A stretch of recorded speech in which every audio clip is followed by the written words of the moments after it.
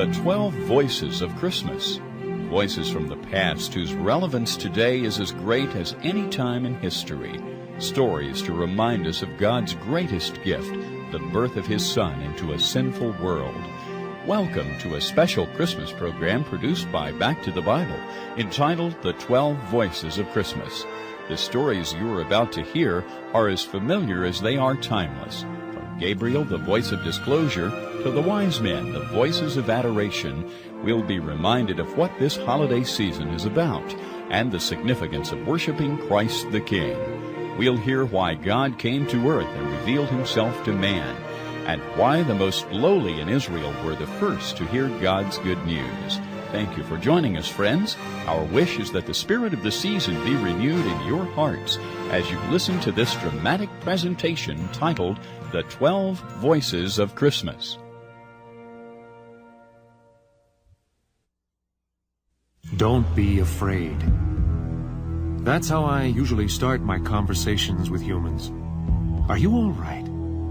For some reason, whenever I make an appearance, people seem to fall down. They can't talk. They become terrified. We're trained to respond to that kind of reaction and reassure our human clients as the first item of business. Don't be afraid. Really. I am Gabriel. I stand in the presence of God. Yes, near the center of the consuming fire. The overpowering glory of His presence would burn the best among you to a crisp in an instant, unless you were especially prepared to bear it. And the faintest trailing wisps of His glory that cling to my garments have made the most powerful soldiers melt with terror on some of my visits to earth. I am Gabriel. I stand in the presence of God. And from time to time, I stand in the presence of humans. I bring messages. That's what the word angel means. Messenger. For instance, I was the one who told Daniel the meaning of King Belshazzar's vision of the ram and the male goat. Daniel fell on his face when he saw me, out cold.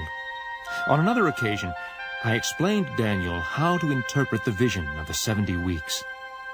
I have been called upon to deliver many momentous messages, but none can compare with those I'll tell you about now. I traveled to Earth 3 different times in connection with the events leading up to that first Christmas. I am the voice of disclosure. I was the one who disclosed the good news to Mary and to Joseph. And before that, I disclosed to old Zacharias, the priest, what part he and Elizabeth would play. All three missions came within months of each other. I was sent to Zacharias not quite a year before that first Christmas. He was a very godly man, an aging priest who served my master with distinction. His wife Elizabeth was also very godly. Both of them were getting up in years. They had no children, and that was a heavy sorrow for them. But my message would change all that. I am the voice of disclosure, and what I had to disclose to this dear old couple would change their lives forever. Jehovah sent me to tell Zacharias that soon he and Elizabeth would have a son, not just any son. Their son would be filled with the Holy Spirit from Elizabeth's womb. Their son was to be the promised forerunner of the Messiah. Their son would prepare Messiah's way in the spirit and power of Elijah. I flew to Jerusalem. Zacharias was in the temple, all alone in the holy place, burning incense. A crowd of worshipers outside in the courtyard were at prayer. I went around behind the altar of incense, which stood before the veil that hung between the holy place and the Holy of Holies. At the altar of incense, Zacharias was as close as anybody ever got to the mercy seat in the Holy of Holies, except for the high priest himself, and he only on the Day of Atonement. I stood just to the south of the altar and watched the old man. Zacharias was intent in his work. Finally, he looked my way and was startled. You should have seen the look on his face. No one is more startled to see someone else than the one who thinks he is all alone. Don't be afraid, Zacharias. I started with the standard reassurance. Jehovah has heard your prayers, and he is pleased to answer them. You will become a father. Your wife Elizabeth will bear a son, and together you will name him John. I never know what kind of response to expect. My disclosure should have been cause for celebration. The birth of this son would bring unbounded joy to many people. The son of Zacharias was destined to be great in Jehovah's sight. He would be a special child, a Nazarite from his mother's womb. John would turn many people back to God. This was news of great hope. But the old priest didn't believe me. He said he and his wife were too old. I am Gabriel, I said. I stand in the presence of God. Surely this old priest, who knew how serious a thing it is to minister in an earthly temple, would understand that I must be speaking truth, for I stand in the heavenly temple. But Zacharias did not believe. How could this priest, who was entrusted to handle the mysteries of God, how could he not believe? Disbelief in the holy place, disbelief at the altar of incense, disbelief in the very dwelling of God among men. That is the worst kind of disbelief. If he would not believe my good news, he must believe some bad news. I raised my voice again in disclosure. This time I told Zacharias that because he did not believe Jehovah, he would not be able to speak until the things I told him had all been accomplished. I left him.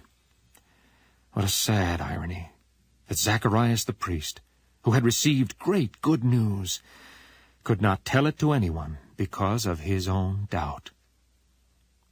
The first of my 3 missions was complete. Just 6 months later, Jehovah sent me on my second mission as the voice of disclosure.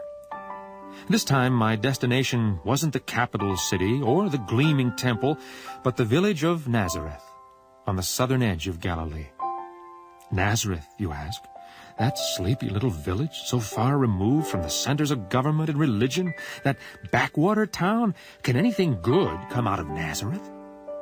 I understand your surprise, but there was no mistake. My contact person was a young woman, a virgin named Mary. I found her in her parents' home, one of the humble little dwellings of Nazareth. I said, "Be happy, Mary. You are one of the most blessed women on earth." Of course, Mary was startled and afraid, but not like Zacharias or even Daniel. Mary seemed less afraid of me than she was puzzled by my greeting. What did I mean that she was the most blessed woman on earth? "Don't be afraid, Mary," I continued. "You have found favor with God." And that seemed to calm her. I disclosed that she would conceive and bear a son, and that her son's name should be called Jesus. What could I tell her in a handful of words about the birth of God among men? I said that her baby would be great and be called the Son of the Highest. Jehovah would give her son the throne of his father David, and there would be no end to his reign. I stopped, and she was quiet for a moment. Then she raised a modest question. She wondered how she could be pregnant since she had never known a man. She was a virgin. How could this happen? Details, details. Here I was announcing the greatest theological event in history, and she wanted to talk biology. But in another way, a very important question.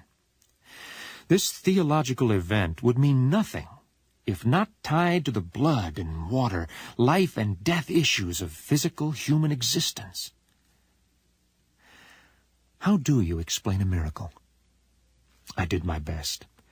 I disclosed that the Holy Spirit would come over her in such a way that she would become pregnant.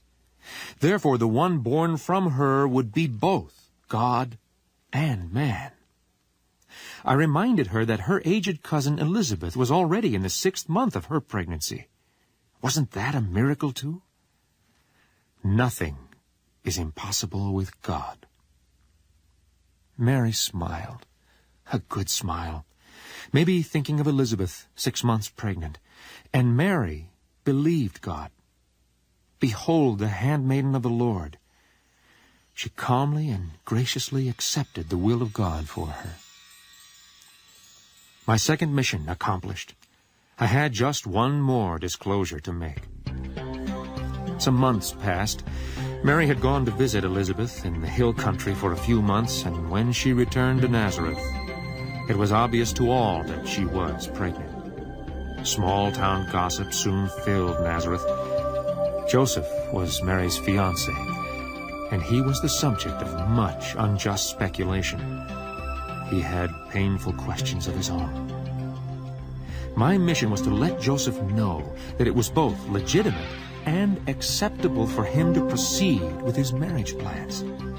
So once more, I raised my voice of disclosure. I appeared to Joseph in a dream. I said, "Joseph, son of David, don't be afraid.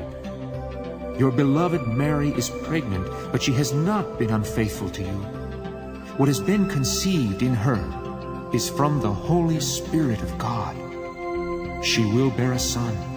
When he is born, you will take him as your own son and give him the name Jesus, because he will save his people from their sins." Joseph was to play a special part in a story that began centuries before. In Isaiah's day, the outcome of the story had been guaranteed with the words, "Behold, a virgin shall be with child, and bear a son, and they shall call his name Emmanuel."